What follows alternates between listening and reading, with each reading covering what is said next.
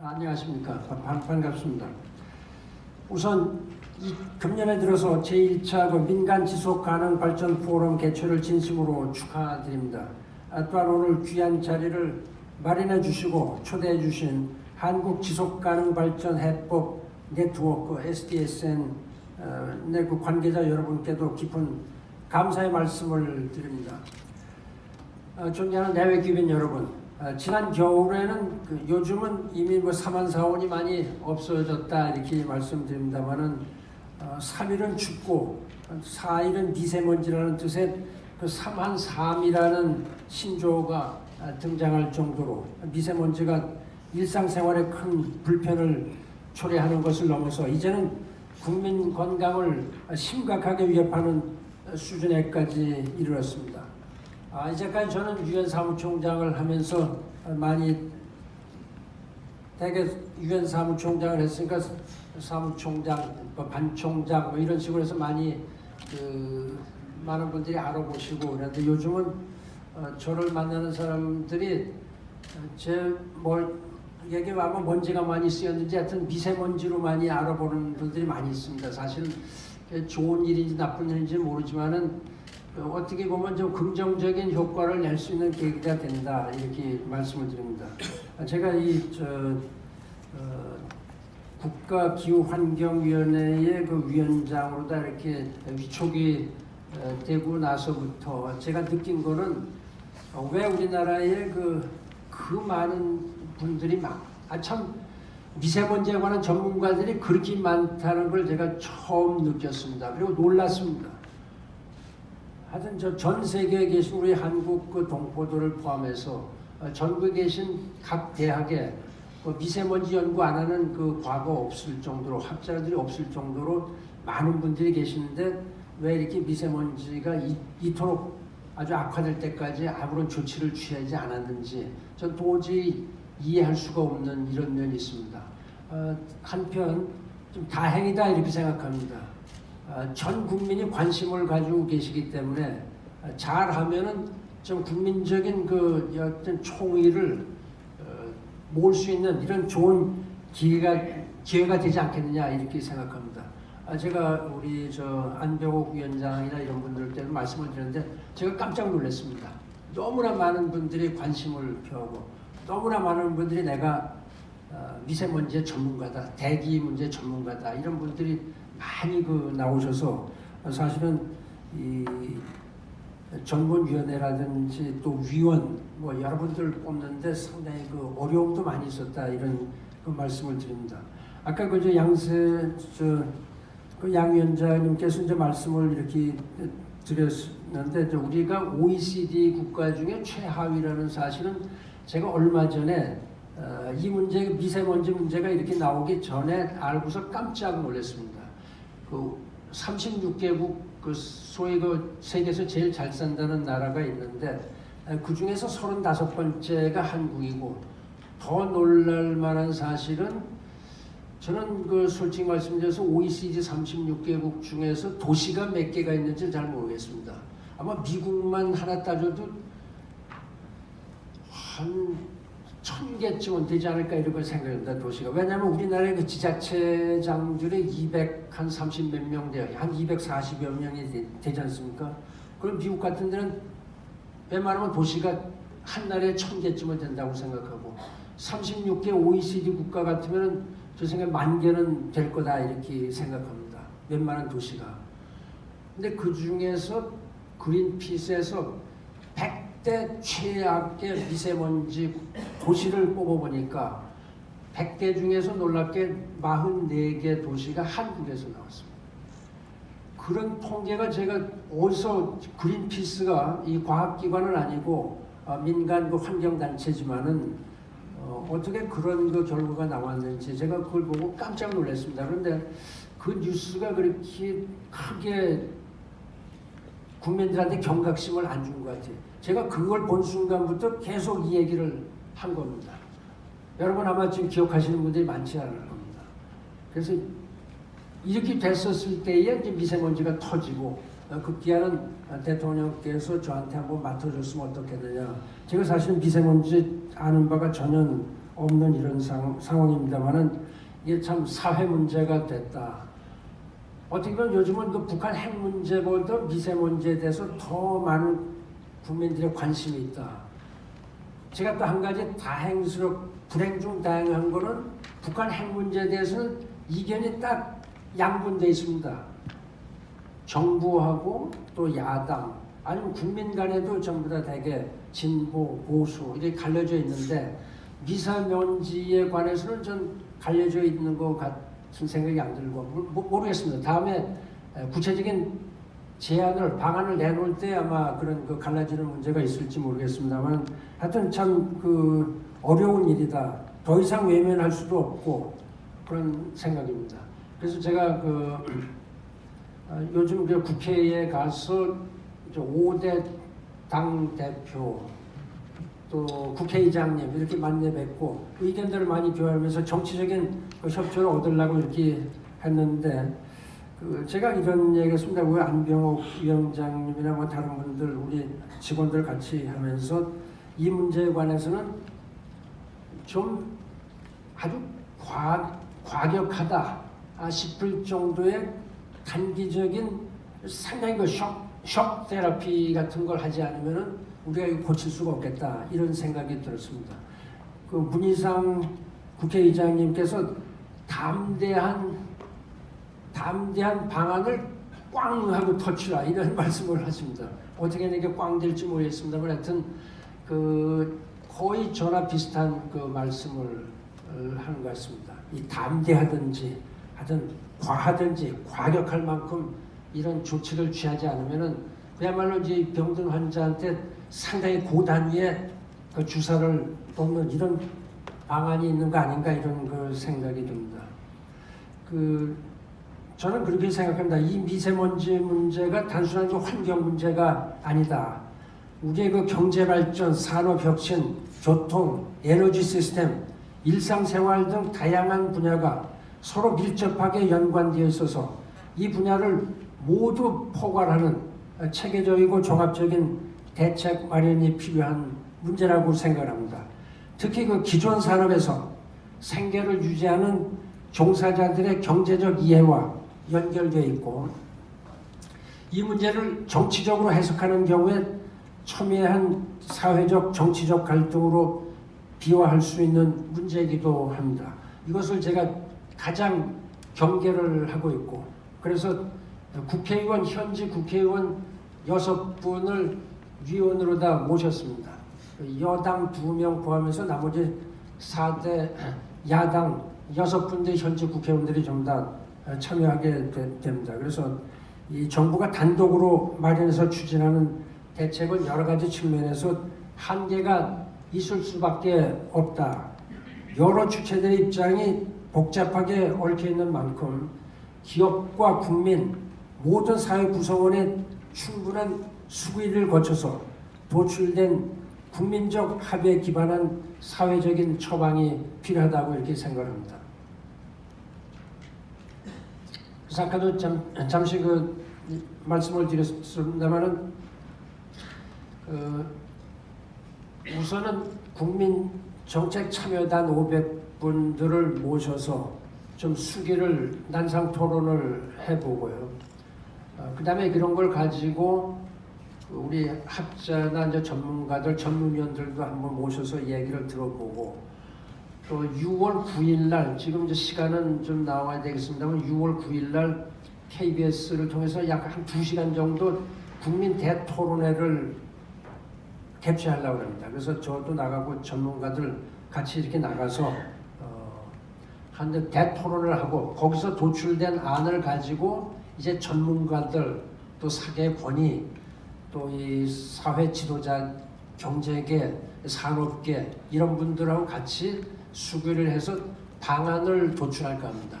방안을 해서 9월쯤 다시 한번 전국 전국민 대토론회를 해서 가급적 방안이 나왔었을 때에 거기에 대해서 국민들이 여러 가지 첨예하게 대립되는 그러한 문제가 발생하지 않도록 최대한도의 사회적인 합의안을 도출하기 위해서 노력을 하겠습니다. 이렇게 하기 위해서 이제 그야말로 국가기후환경회의가 출범하게 됐습니다. 국가기후환경회의는 국민과 기업 또 모든 이해 당사자와 소통을 하겠습니다. 미세먼지와 관련해서 우리가 처한 상황을 정확하게 알리고 이 각계각층의 의견을 폭넓게 수렴해서 국민 모두의 지지를 받는 미세먼지 대책을 마련해서 정부에 제안하고자 합니다. 제가 지난 이번에 대통령님을 함께 뵀었을 때에 그런 말씀을 드렸습니다. 지금 사실 우리나라에 많은 대통령 무슨 위원회, 총리 산하위원회 또 부처의 위원회들이 있는데 그런 위원회들이 무슨 일을 해서 어떻게 끝났는지에 대해서 국민들이 그게 아는 사람들이 이렇게 많지는 않습니다.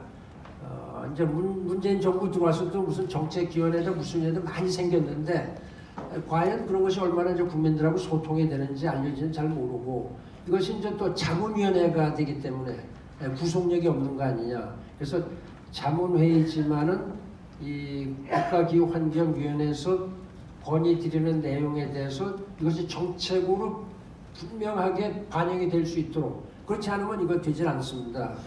이렇게 이제 말씀을 드렸습니다. 사실 우리 양수길 위원장님이나 여기 김정욱 위원장님 와 계십니다만 지금 현직에 또 맡고 계시는데 녹색성장위원회 이런 것이 지금 크게 국민들한테 호응을 안 갖고 있습니다. 문재인 대통령께서 저한테 약속을 이것이 법적으로는 자문기관이지만은 이것이 정책적으로 분명히 반영이 될 수 있도록 저희가 책임지고 하겠다 이런 말씀을 하셔서 우리가 상당히 힘을 얻고 이렇게 노력을 해 나가겠습니다. 미세먼지 문제를 해결하니까 여러 가지 이제 배출원을 규제하고 단속하면 되는 거 아니냐 뭐 이런 얘기들이 없지 않아 있습니다만은 이런 것만 가지고서는 또 역시 국민들의 저항에 마주치는 이런 것이 아닌가 이렇게 생각합니다. 그러니까 미세먼지를 유발하는 다양한 요인을 해결하기 위해서는 하여튼 여러 분야의 체질을 개선해야 되겠다. 근데 우리 국민들 개개인의 생산 또 특히 소비 패턴도 우리 국민들 자신이 가정에서부터 고쳐야 되는 거 아닌가 이렇게 생각합니다. 그러다 보면 결국 개인적으로 크고 작은 불편함 또 불만 이런 것이 나올 가능성이 없지 않아 있다. 그래서 합의에 이르려면 하여튼 갈등이 일시적으로 커질 수 있다. 더 증폭이 될 가능성도 없지 않아 있다. 그래서 여러 가지 어렵습니다만은 그래서 아까 제가 말씀드린 대로 정치권을 포함해서 모든 국민 개개인이 다 참여할 수 있는 이런 방안을 마련하도록 노력하겠습니다. 저도 위원을 선정하면서 이렇게 볼 때 당진의 어떤 이장 하시는 분도 있고요.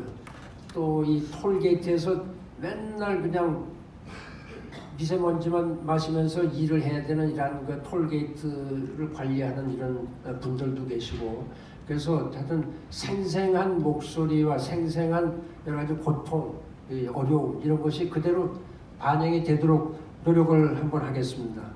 존경하는 내외 귀빈 여러분, 우리가 하려는 일은 단순히 눈에 보이지 않는 미세먼지를 없애는 것에 그치는 것이 아닙니다. 우리 사회를 보다 친환경적으로 지속하게 만드는 거대한 사회혁신 작업입니다. 저는 우리 국민들이 미세먼지 문제를 현명하게 극복하고 지속가능한 사회를 만드는 데 성공할 것이라고 확신합니다. 우리 국민들은 이해할 수 있고 납득할 수 있는 정책을 원하고 있습니다. 미세먼지 관련 인과관계를 국민들에게 과학적으로 명확하게 설명하고 국민 모두가 지지하는 정책을 만들어서 시행할 수 있어야 우리 사회를 바꾸는 힘이 될 수 있습니다.